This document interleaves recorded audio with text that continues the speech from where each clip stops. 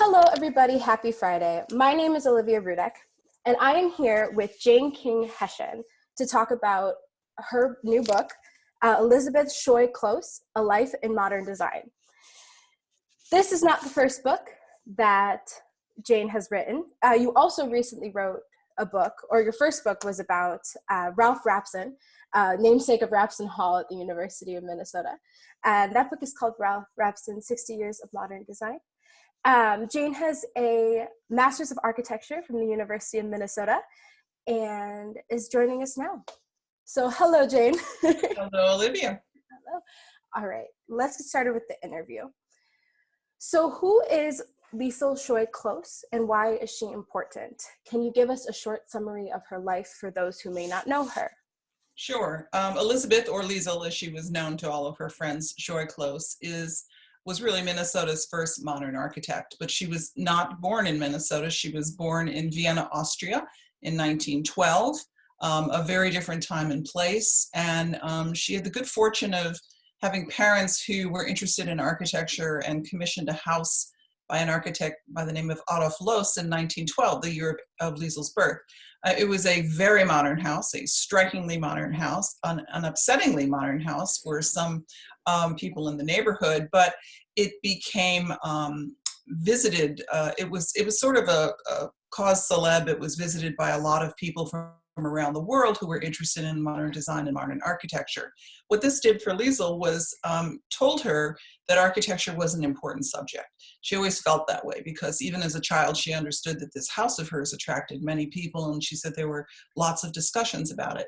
So because of it, she decided to become an architect, and she resolved to be a modern architect, and she indeed did so. I should also say that her father, both of her parents were well-educated. Her mother was a writer and a translator of children's books, and her father was an attorney, and he served as an advisor to housing in the city of Vienna in post-World War I. And she also saw her father's commitment to using architecture to provide housing for people in need. So she always understood that there was architecture could respond to a social need.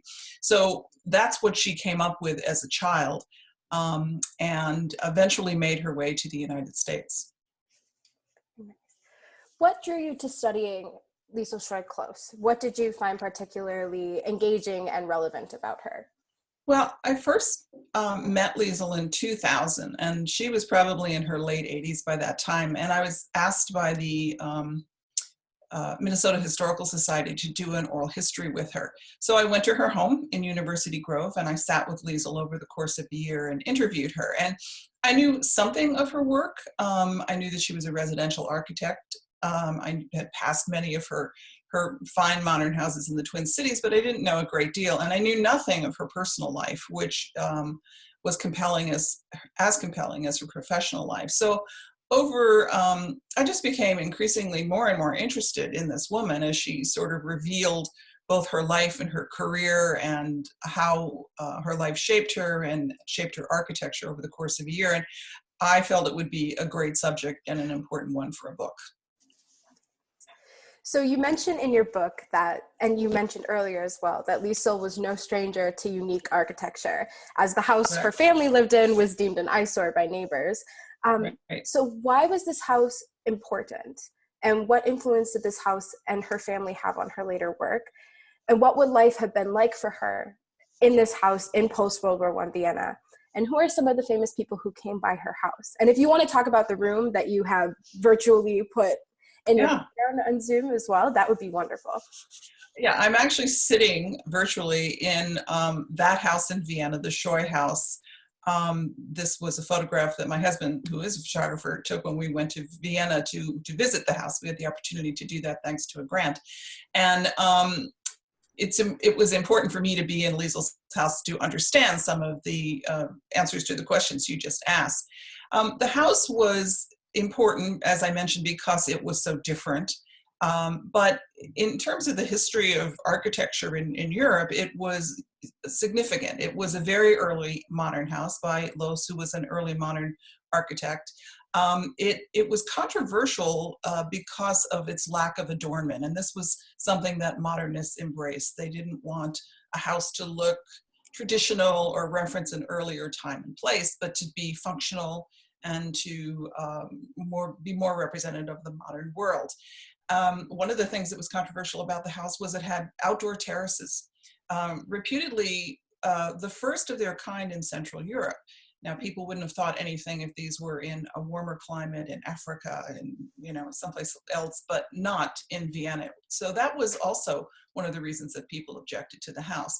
It was important because her parents used the house also as kind of a salon, and a lot of people came for intellectual discussions. They had political friends, they had artistic friends, they had friends and academic friends. So a lot of people came, and this was a kind of salon where people came and bounced ideas off of each other. So it was important in Vienna as well. And it became kind of a center for discussion for various kind of ideas. Again, the Scheus were pacifists. Her father was involved in housing. So a lot of these discussions happened in the Scheu house. As I mentioned, Lisl, that's all she knew was a modern house. And she was very committed to being an architect to create similar environments. The house also, as you can see behind me, has a wonderful warmth to it. And that became a signature of Lisl's style too, the use of wood and these intimate areas. So even though her work was modern, she brought some of these wonderful qualities of the Loos house to her architecture, which in some ways made it unique.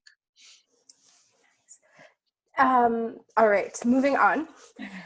Lisl started school in Vienna, right? What challenges did she face in Vienna as an inspiring architect who happened to be a woman? Well, it was not easy.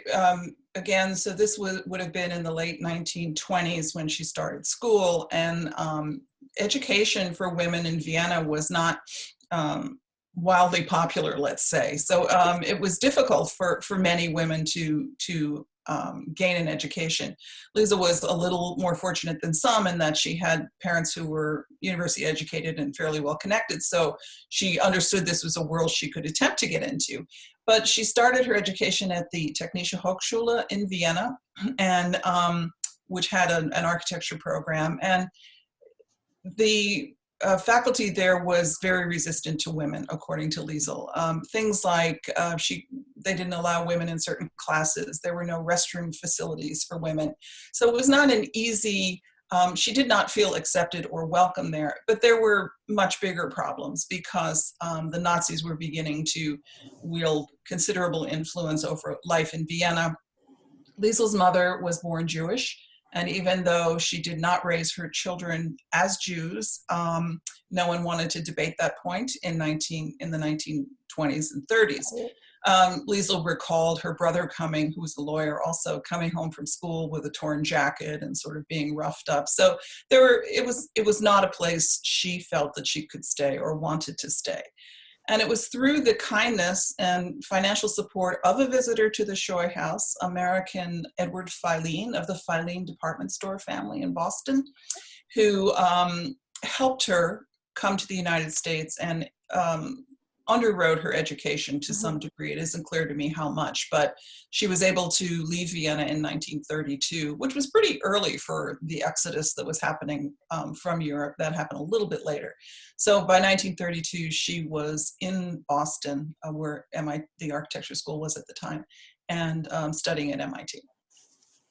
So not only was she a woman, right, which we talked about had its own challenges. When she arrived in the U.S., she was also an immigrant. Right. So what type of atmosphere did she walk into at MIT, and what challenges did she face, and how did those challenges compare to those faced in Vienna? Well, when I interviewed Lisl, she would also say, I was very lucky. I was very lucky. So she did feel she was lucky in many regards, and one was that she was raised bilingual. She had a British nanny. So she spoke English when she came to the United States. So that was a huge advantage for her because even though many things were strange, language was not a challenge for her. So at MIT, she loved it. I mean, she said she just fell into the program. She loved everything about it. She said one of her challenges was she was used to a metric system of measurement, though, and not feet and inches that is used here. So that was a big challenge for her at first. So that was one of the big ones, but it didn't take her long to adapt. And I think because she had been exposed to so many international visitors in her own home, she had a very international view of life. So she wasn't like a deer in the headlights. She fully embraced the challenge and thrived at MIT. Nice. So it was maybe not better, but she felt more comfortable at MIT than she did at right. Well, it was better because as a woman, she was, even though she was a rare bird as a woman there, she was the only woman in her graduate school class. She was not rejected because she was a woman, and they did not make anything more difficult for her. So that was not an issue in school. So how did she end up in Minnesota from Boston? And what made her stay? Did the state and or new country have any impact on her architecture? And by new country, like the landscape of Minnesota, the difference between the Atlantic City and here. Her first job was on the East Coast, but when she was in graduate school at MIT, she earned both her bachelor's and master's at MIT. She met Winston Close, who would become her partner, personal and professional, for over 60 years. So at one point, Wynn contacted her and let her know that there was an opening with a firm by the name of Magny and Tussler, who was working on Sumner Field, which was a federal housing project that has since been demolished in Minneapolis. And she took him up on the offer, and she took him up on the job, and she came to Minnesota. And she started working on this public housing, which was something, again, near and dear to her heart because of her father's interest in it. But modernism remained a very important idea in her head and in Winston's head as well. So after working for Magny and Tussler for a little while, she and Wynn decided to open their own architectural firm dedicated to modern design only. And they did that in 1938 and married that same year. Nice. So moving a little bit forward in her life, in your book, you talk about Lisl's design for the modern American home, which was a showcase in Berlin. Mm-hmm. Can you briefly describe the nature of the showcase? Sure. I have to go back a little bit, if I may. Sure, absolutely. Because that was actually a prefabricated house, and Lisl was deeply involved in designing prefabricated houses, both pre-war and post-war in the United States.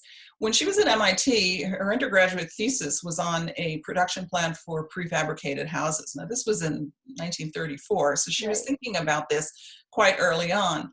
And ramping up, in the early war years, a Minnesota company by the name of Page & Hill was in the process of producing prefabricated housing for defense house workers.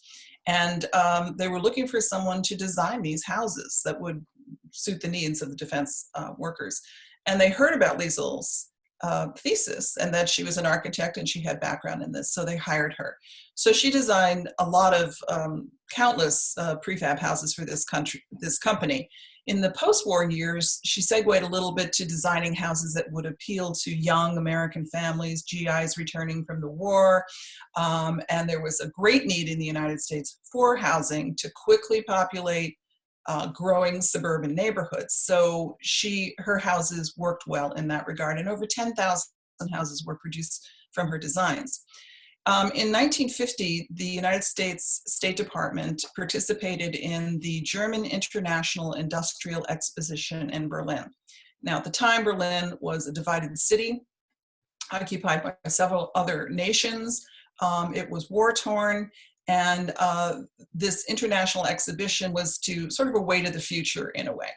The United States had something called the Marshall House, which was a very large public building that had a library in it and lots of exhibits to visit, but they also decided at the last minute to have a small home that they presented as being typical of what Americans lived in. So it's not known how one of her houses was chosen, but it was chosen, and it was shipped in something like 95 crates to Berlin and assembled in, I think, 10 days. And thousands of visitors from all over Berlin, even the Soviet sector, came to visit this house. So it was filled with marvels of American domestic life, like the vacuum cleaner, a thermostat controlled heating system, a television, a mixmaster, things that people, again, in war-torn Berlin had never seen and could not imagine owning or living in. So for the government, really this was a piece of propaganda. It was sort of three-dimensional propaganda because it demonstrated in a very understandable way what life was like in the West, and to make that statement behind the Iron Curtain. Just for those who may not know, what is a prefabricated house? A prefabricated house means it's basically designed in parts in a factory. And in this case, for Page and Hill, their factory was in Shakopee. A homeowner, there's some middle marketing person who would market this to potential homeowners. A homeowner would buy a lot, a foundation would be put in, you choose your home design, which would be assembled in parts in the factory, shipped in one truck in the case of Page and Hill to a waiting foundation and assembled there. So it was a quick way, a fairly inexpensive way to, as I mentioned, populate neighborhoods. It's still going on today. There's still prefab today, and there was a lot of it back in the day. What impact did Lisa's designs have on prefabricated houses after the Berlin Showcase? Well, she said to me, and I think she was right, her designs for the prefab houses were not particularly modern. They were designed to be affordable. They were designed to accommodate young families. And they were really part of a much larger prefabricated movement that was going on in the United States. She was not the only person by any stretch of the imagination to be doing these at the time. So I wouldn't say that her prefab designs were particularly influential. They were efficient and they worked, and that was Lisl, basically. That's a description of her. She was extremely efficient and practical, and so she was able to design these houses that met a very pressing contemporary need. So when modern design becomes more mainstream in the mid-century, what makes Lisl Scheu Close's work unique? In other words, what made her style stand out in the context of modern architecture? Well, I think that's a good question because I think it did. Sometimes modernism is dismissed by many as being cold or sort of unreachable or unknowable. And I think she avoided that by carefully understanding her clients' needs and also carefully selecting materials so they would not be cold or hard or inaccessible. She did use a lot of wood. She used a lot of redwood at the time, which was actually quite accessible and affordable at the time. But she used it because it was durable, handsome, and long, would serve the client well. But it also gave a warmth, and she understood this, to the house, both inside and outside. So her houses kind of relate very well to their sites for reasons of materiality. Also, she and Wynne were very careful about siding houses. They wouldn't just plop it on the site. They tried to make, they understood contours. They tried to preserve trees and vegetation where possible. They were sensitive to sunlight and breezes and view. This sounds like a no-brainer, but it didn't and doesn't always happen. So for that reason, their houses were very, very well positioned and sited and have aged, I think, incredibly well. She also carefully questioned her clients. She gave them a sheet and actually a questionnaire that they would fill out in great detail that would let her know exactly what they needed and wanted in terms of storage or living areas and what their values were. So the houses were well suited to clients. And I think that's something you hear over and over again when you read clients' comments or listen to it. So they were modern in their efficiency and in their lack of historical reference, but they were also very personalized in terms of suiting a client's needs. If you can think of an example off the top of your head, like what's an example of something they would have made personal to a client? Well, in their own home, for example, they built a home in 1953 in University Grove They created a special area for music storage. They were both into music, and she was a cellist and he was a violinist, and they wanted to be sure they had a place where they could store their music and their paintings that they rotated throughout the house. For another client, they had kind of a crazy list of, they wanted to be able to shake a mop out of a second floor window. So there was a kind of balcony that was created, and they needed a place to store their plate that served a 10-pound turkey or something. And so she created storage. Someone else had a lot of film and photography they needed. But also in the first house they designed, the Faulkner House in Minneapolis and Prospect Park, it was a home for 3 bachelor professors at the University of Minnesota. And what I find interesting is the bedrooms are roughly the same size. In a family home, if someone had a bunch of kids, you might see a master bedroom and then smaller bedrooms to accommodate that. But this was designed for these men, so the bedrooms are roughly the same size. So there are hundreds of examples like that. Right. That's really interesting. Yeah, I think so. Yeah. So out of all of the buildings she designed that you know of, which was your favorite, and why is it your favorite? Oh, that's such a hard question. I might say her own home in University Grove, maybe because it's where the building in which I spent the most time, and I spent time with her, and I was able to sit there for hours and just kind of take it in. And she had a little cat at the time when I was interviewing her, and the cat was always interested in what was going on in the backyard. And Lisl would stop and say, "Oh, there's a squirrel out there, or there's a this, or there's a that." And what's important about that is there was this connection to the garden. You know, we could sit there and she could enjoy the outside. So there was this wonderful feeling of being connected with nature. There was a sense of serenity about it, because Lisl was not a person for, she didn't like collections of things. She didn't like decoration. She didn't like a lot of stuff around. So it was a very serene kind of setting. There was a wonderful window seat that looked out to the backyard, a fireplace.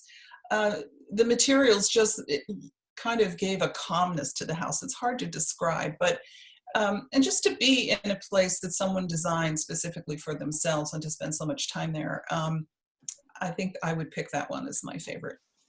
Nice. So there, in addition to your book, which is coming out very soon, right? It's out. It is out. It is out. It's out.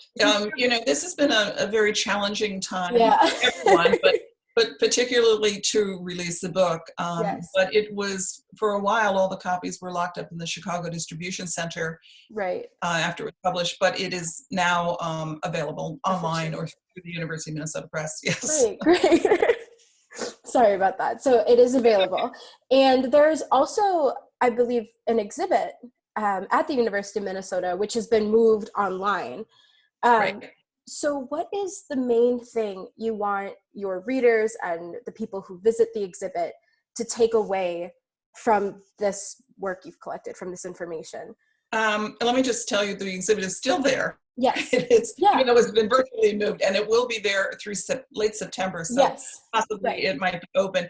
Very nicely done. I think what I found so interesting about Lisl and tried to communicate through the book and the exhibition is, I call it a life in modern architecture, and it has so many phases, and I think her work and her life tracked a lot of enormous changes and evolutions and challenges of the 20th century. And she found a way to respond architecturally. Sometimes she was making prefab houses for defense workers, and sometimes she was, crafting custom homes for homeowners when budgets were a little bit more generous. Other times she was designing, even though they weren't built, public housing. So her work didn't happen in a vacuum, and it was reflective of a lot of things that were going on in the 20th century. As a woman, she had a very, very difficult time getting hired to begin with, because she was a woman, and she was rejected from several jobs because of that fact alone.